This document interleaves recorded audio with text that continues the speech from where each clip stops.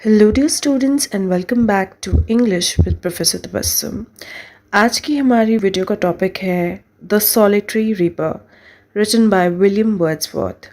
ये degree third semester English के syllabus में आता है। इस वीडियो में हम summary of the solitary reaper को लाइन बाय लाइन हिंदी में समझेंगे। इस पोएम के टाइटल की बात कर लें, द सॉलिटरी रीपर। इसका मतलब ये है कोई ऐसी लड़की जो कि हार्वेस्ट कर रही है और वो अकेली है। सॉलिटरी यानी कि अलोन, एंड रीपर का मतलब होता है जो कट करता है, यानी कि जो भी क्रॉप्स पकते हैं एग्रीकल्चरल फील्ड में उसको पकने के बाद काटा जाता है। तो ये लड़की जो है वो रीप कर रही है क्रॉप्स को, and she is alone, she is solitary. In William Wordsworth's poem, The Solitary Reaper, the poet comes across a lone young woman in a field in the highlands. She is busy reaping grain but is also singing a sorrowful song. Her song is so haunting and beautiful that the poet feels it surpasses even the famed songs of nightingales and cuckoos. The woman's voice fills the entire valley, captivating the poet completely.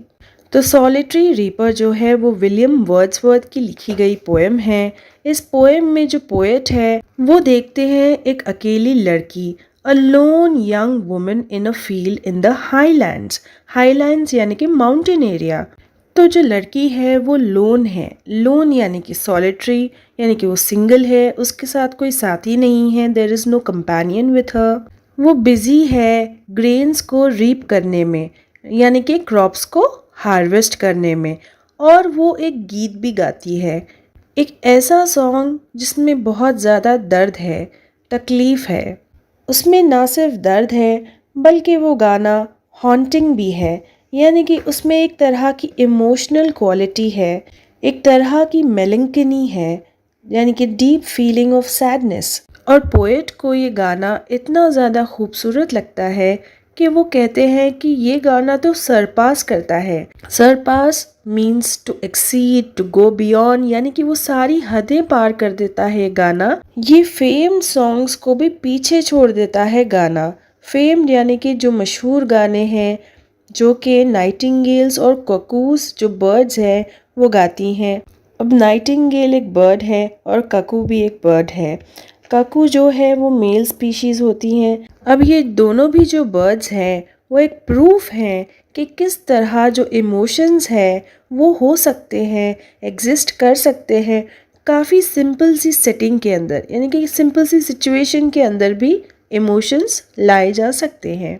अब ये जो women की आवाज़ है वो completely इस पूरे valley में जहाँ पर वो अपने क्रॉप्स को हार्वेस्ट कर रही है, रीप कर रही है, वो पूरी वैली में उसकी आवाज़ जो है वो छा जाती है। और इस यंग वुमन की आवाज़ ने इस पोएट को कम्प्लीटली कैप्टिवेट कर लिया है, यानी कि इस पोएट का कंप्लीट अटेंशन पा लिया है। The poet doesn't know the meaning of the song because he doesn't understand the language.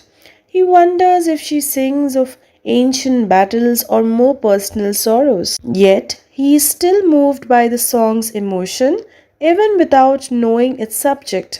As he walks away, he finds that the song has left a lasting impression on his heart, staying with him even after he can no longer hear it. तो जो poet है वो एक गाना तो सुन रहे हैं लेकिन वो इस गाने को समझ नहीं पा रहे, बिकॉज उन्हें वो लैंग्वेज नहीं आती जिस लैंग्वेज में वो लड़की गाना गा रही है। पोएट ये सोचते हैं कि शायद ये लड़की एंशियंट बैटल्स के बारे में गाना गा रही है, मतलब पहले के दौर में जो भी लड़ाइयाँ होती थी, वॉर्स होती थी, शायद ये उसके बारे में गाना गा रही है। या फिर हो सकता है कि उसका पर्सनल गम कुछ हो एंड उस गम को लेकर वो ये गाना गा रही हो इतनी दर्दनाक आवाज़ में।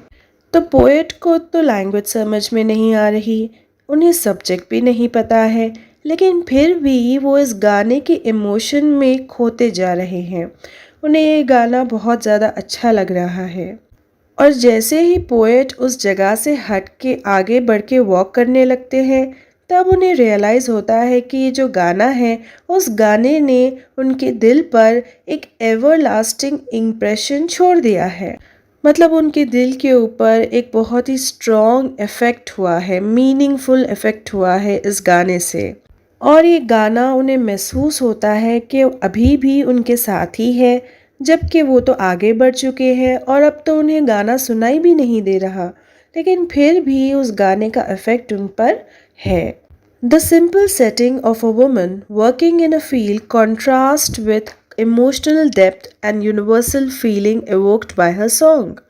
The woman singing elevates an otherwise mundane task into something extraordinary. This reminds us that beauty and meaning can be found in the most ordinary places and that art has the power to touch us deeply, irrespective of language or subject or matter. अब poet ये कहते हैं कि ये तो बहुत ही simple सी location है, setting है, जिसमें एक औरत जो है वो फील्ड में काम करती है, लेकिन इतनी सिंपल सी सेटिंग में ये कॉन्ट्रास्ट कैसा है। ये इमोशनल डेप्थ, जो गहराई उसके गाने में है, ये यूनिवर्सल फीलिंग जो आ चुकी है उसके गाने की वजह से, इवोक्ड बाय हर सॉन्ग। तो यंग वुमेन जो गाना गा रही है, वो गाना जो है वो एलिवेट होता है, यानी कि वो एक सिंपल से टास्क को रेज करता है हाई लेवल पर। सिंपल टास्क, एक मंडेन टास्क, यानी कि रूटीन का टास्क है वो उस औरत का कि वो रीप करे, हार्वेस्ट करे, लेकिन इतनी सिंपल सी सेटिंग में भी उसका जो गाना है वो उस सिचुएशन को एक्स्ट्रा ऑर्डिनरी बना देता है, यानी कि बहुत ही ख़ास बना देता है।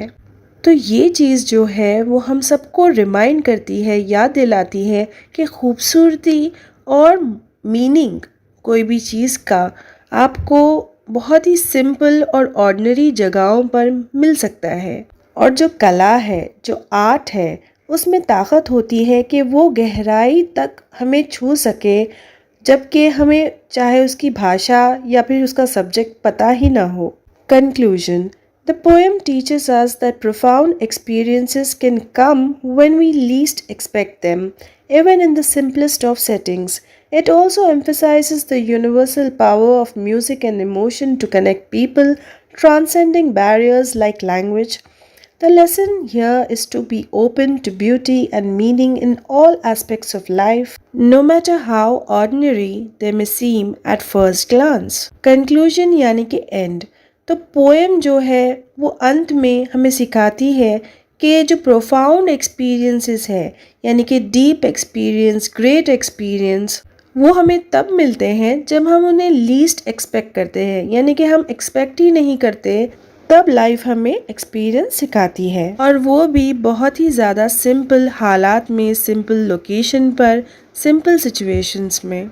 ये पोएम एम्फेसाइज करती है, यानी कि इम्पोर्टेंस देती है universal power of music and emotion को, यानी कि इम्पोर्टेंस बताती है कि दुनिया भर में जो ताकत है म्यूज़िक की और इमोशन की, जिसकी वजह से लोग जो है एक दूसरे से कनेक्ट कर पाते हैं, जुड़ पाते हैं।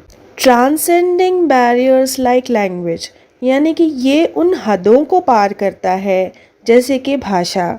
यहाँ पर जो लेसन हम सीखते हैं वो ये है कि जो खूबसूरती होती है तो उसकी तरफ हमें बहुत ही ज़्यादा ओपन माइंडेड रहना चाहिए, ना सिर्फ ब्यूटी को बल्कि मीनिंग्स को, जो कि ज़िंदगी के कई सारे हिस्सों में हमें मिलते हैं।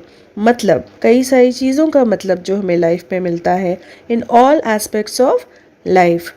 चाहे कुछ चीज़ें हमें पहली नज़र में देखने पर बिल्कुल ही ऑर्डिनरी लगे, तो ये ज़रूरी तो नहीं कि वाकई में वो चीज़ें ऑर्डिनरी हो। हमें गौर कर कर चीज़ों को समझना चाहिए, ऑब्ज़र्व करना चाहिए, तभी हम बैरियर्स को तोड़ सकते हैं और तभी हमें खूबसूरत चीज़ों का मतलब समझ में आएगा और वैल्यू भी समझ में आएगी। इस पोएम में रीपिंग ग्रेन का मतलब है हार्वेस्टिंग क्रॉप्स, यानी कि जब क्रॉप्स को हार्वेस्ट किया जाता है, क्रॉप्स जैसे कि वीट, बार्ली, राइस, ये सारे क्रॉप्स को कट किया जाता है टूल्स के ज़रिए। क्रॉप कटिंग टूल्स होते हैं जैसे कि सिकल होता है, स्काइट्स होते हैं, उसे यूज़ कर कर हार्वेस्ट किया जाता है।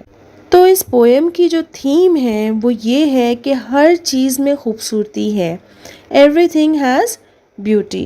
इस पोएम का नेचर जो है वो रोमांटिक है एंड ये एक बलाड पोएम है। ये 1807 में लिखी गई थी इन 2 वॉल्यूम्स। तो आपको ये पोएम द सॉलिटरी रीपर कैसी लगी? Do mention in the comment box below. And degree 3rd semester English के सारे टॉपिक्स अपलोडेड है। You can find the link in the description box or in the comment section below.